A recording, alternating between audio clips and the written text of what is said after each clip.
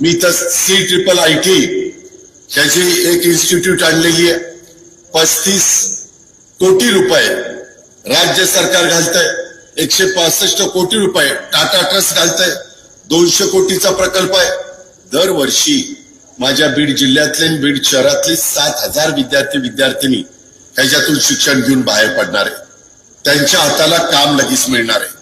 त्यांना चांगल्या प्रकारची नोकरी मिळणार आहे.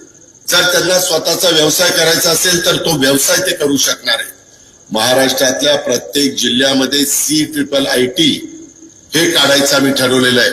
पहिल्या टप्प्यामध्ये जी जिल्हे घेतले त्याच्यामध्ये आमचं ठाणे आहे, त्याच्यामध्ये गडचिरोलीला सुरू झालंय, पुण्यामध्ये काम चाललेलं आहे, रत्नागिरीला काम चाललेलं आहे, रायगडला काम चाललेलं आहे.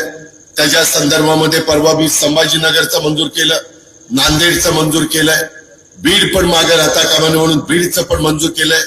जागाही निवडलेली आहे. कारण मी नुसतं भाषण करणारा माणूस